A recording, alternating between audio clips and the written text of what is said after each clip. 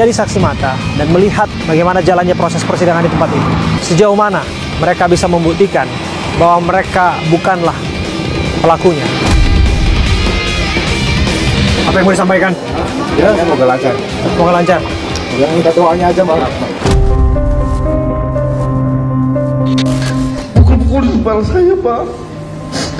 Ada masih buktinya, Pak. Luka masih ada. Ini bangunan semua itu tuh enggak ada geng-geng motor. Kalau lihat kayak gitu, apalagi kalau diborgol gitu tuh, ya Allah, hati saya les. Kasihan.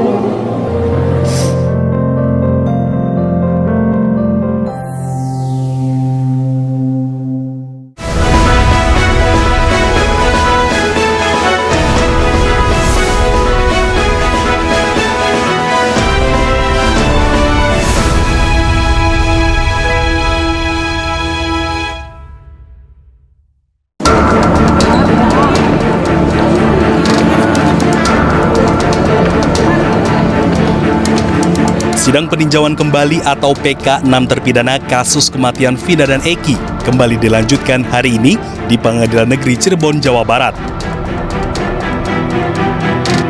Agenda sidang kini memasuki tahap pembuktian dengan menghadirkan sejumlah saksi fakta dari pihak pemohon.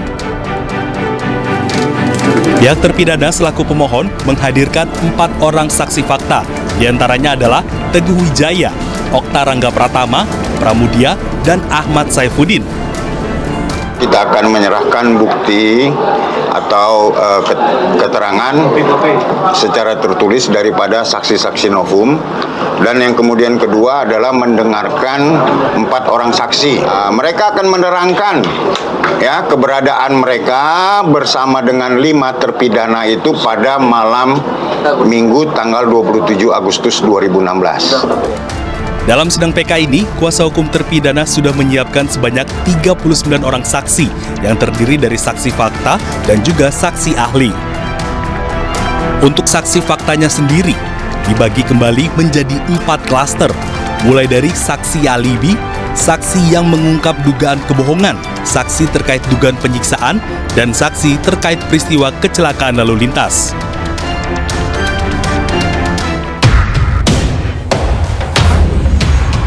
Sobat, saya Abraham Silaban. Saya kembali menapaki Pengadilan Negeri di Cirebon, Jawa Barat untuk kemudian mencermati dan mengamati bukti-bukti alibi para terpidana yang mengajukan PK di Pengadilan Negeri Cirebon, Jawa Barat.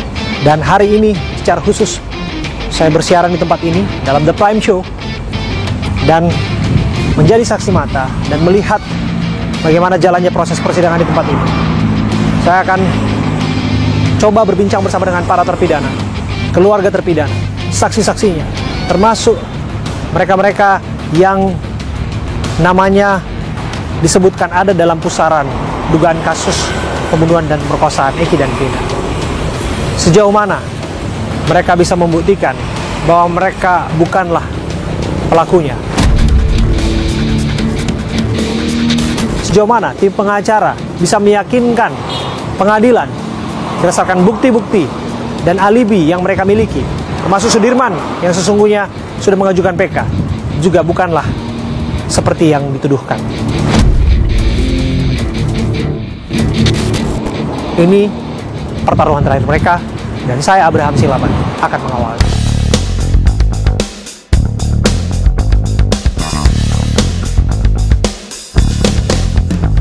Kita melihat ketibaan dari para terpidana di Pengadilan Negeri Cirebon.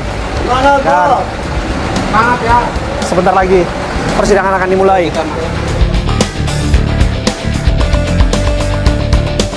Cil, gimana Cil? Siap?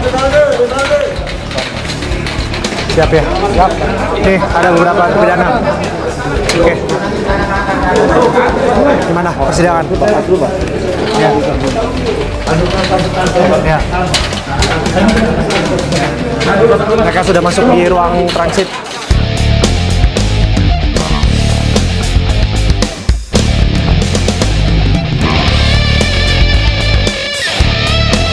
Dan kita akan melihat dan mengawal jalannya persidangan hari ini. Ya, mari Pak. Gimana Mas? Untuk sidang hari ini siap? Siap. Mas, gimana Mas? Apa yang mau disampaikan? Ya, semoga lancar. Semoga lancar. Mas Rivaldi. Mana Mas? Mau bilang apa? Nanti Pak.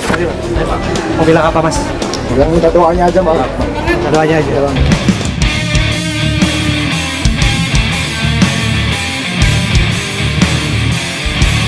Di sela-sela jalannya persidangan, saya, Abram Silaban, menemui para keluarga terpidana yang hadir di Pengadilan Negeri Cirebon. Apa yang mau disampaikan Pak? Karena hari ini Rivaldi dan kawan-kawan akan bersaksi di muka persidangan untuk pertama kalinya. Dan setelah kemudian 8 tahun silam, dan hari ini kemudian mereka akan bicara kembali ke publik. Bisa ngomong. Ya mudah-mudahan mereka bicara apa namanya yang mereka rasakan lah waktu 2016. Itu yang saya ingin tahu sekuat apa mereka bisa cerita nanti di dalam sidang nanti, menceritakan apa yang dia rasakan, apa yang namanya ya waktu itu kejadian seperti itu. Saya kalau sendiri saya merasakan saya nggak mungkin kuat gitu Pak. 8 tahun berlalu, Pak Asep, Bapak masih terus meyakini bahwa putra Bapak tidak bersalah dalam kasus ini? Saya yakin anak saya tidak bersalah. Karena posisinya udah ada di Utbar 3 hari yang lalu sebelum dijemput sama oknum Polri ke lapas Utbar waktu itu. Jadi tidak ada di TKP. Tidak ada pada waktu itu. Tidak ada. Seperti yang disebutkan. Tidak ada Pak. Tidak. Dan waktu itu justru malahan disebutkan tersandungnya kasus kepemilikan senjata tajam. Betul Pak. Betul. Dan Ucil pun sebetulnya mengenal nggak sebetulnya? Tidak mengenal sama sekali, sama Sudirman dan teman-temannya tidak mengenal.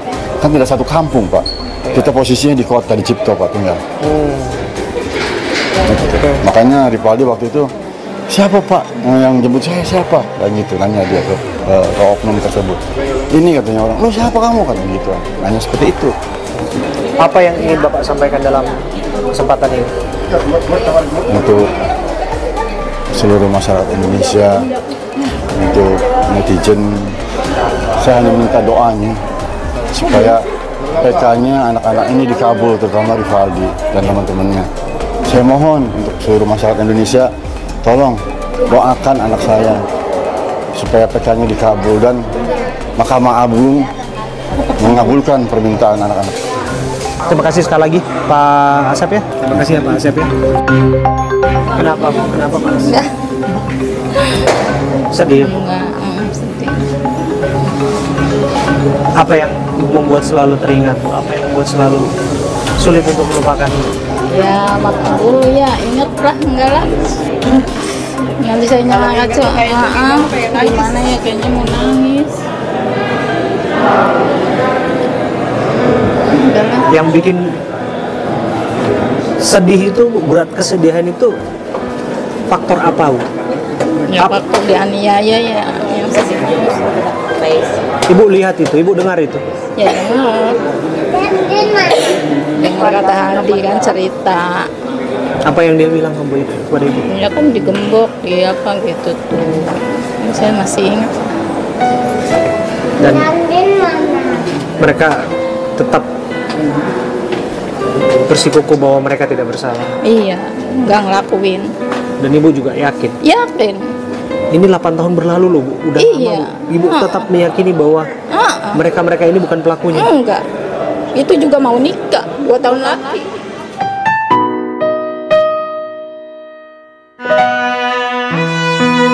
Dua tahun lagi mau menikah? Iya. Iya 2 minggu. 2 minggu lagi mau menikah. Oke. Kok sampai kejadian seperti itu? Iya. Saya disangka. Katanya pembunuh, padahal enggak itu tuh. Enggak ngelakuin sama sekali. Padahal semua rencana pernikahan itu sudah disiapkan. Udah DP. Jangan-jangan undangan sudah disebar juga? Belum. Kan seminggu lagi, itu kan 2 minggu lagi. Nah, kan dia nggak ngelakuin sama teman ini, nggak tahu itu kejadian itu. Lu pernah kebayang nggak waktu itu? Ya kebayang ya, waktu dipukulin pakai gembok itu tuh kan. Ini. Kalau ibu bisa menyampaikan sesuatu, apa yang mau ibu sampaikan? Ya mintanya saya sih dibebasin. Dibebasin. Orang nggak bersalah sih. Bukan geng motor, Bu? Bukan. Itu kerjanya juga kuli bangunan. Punya motor buat kerja. Nggak punya jaket-jaket geng motor? Nggak punya. Ini bangunan semua itu tuh nggak ada geng-geng motor. Dan betul bahwa malam itu Mas Hadi dan kawan-kawan itu nginep Betul. di sebelah rumah Pak Pasren. Iya. Di rumah kontrakan itu. Waktu itu kan Ibu Nining dulu, terus ke rumah neneknya Hadi, terus pindah ke rumahnya Pak Pasren. Apa yang disampaikan Mas Hadi Saputra kepada ibu yang membuat ibu kok susah sekali untuk bisa melupakan ini, kok sakit sekali kalau bisa mendengarkan itu? Doain yang doa aja lah, suruh dibebasin, tetap bebas aja. Bu Mainah, terima kasih ya Bu ya.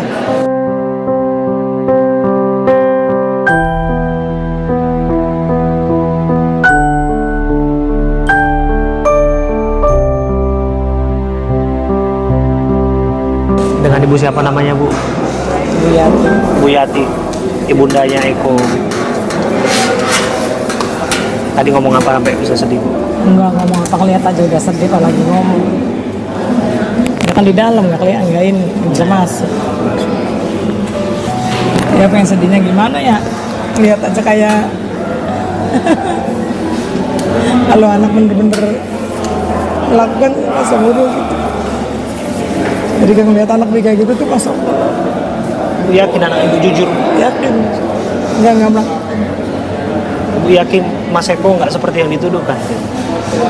Enggak, semua nggak ada, itu saudara semua itu. Ibu yang melahirin anak, ibu yang rawat anak ibu sampai dewasa. Ibu pernah nyangka nggak kalau misalnya Mas Eko dituduhkan melakukan perbuatan-perbuatan yang keji itu? Enggak, soalnya anak selalu terpantau sama saya tuh. Kalau sore bantu-bantu, kalau bekerja bantu-bantu. Terus kalau jam 8 belum pulang saya cari. Jadi ya nggak mungkin gitu loh. Anaknya nggak paling ide, jangan main lama-lama. Enggak Bu.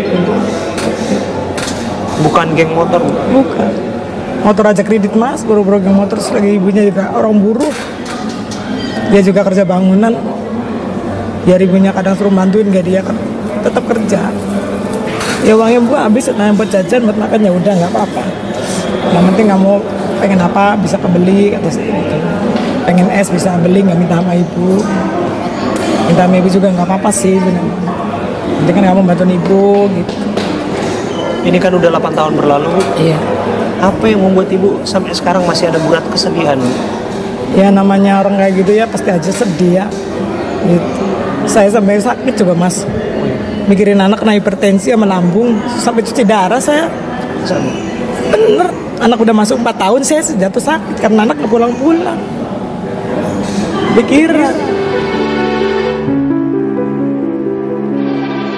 Ini saya belum dilepas. Kemarin. Sabar ibu. Saya Allah, Ini karena kepikiran. ini juga lagi perih nih. Perih banget, stres kan. Mikirin anak udah 8 tahun, berarti lebih 8 tahun. Ini ya Allah.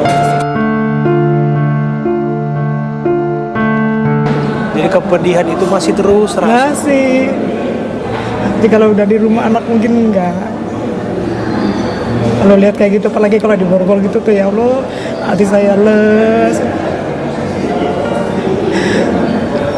Kasihan.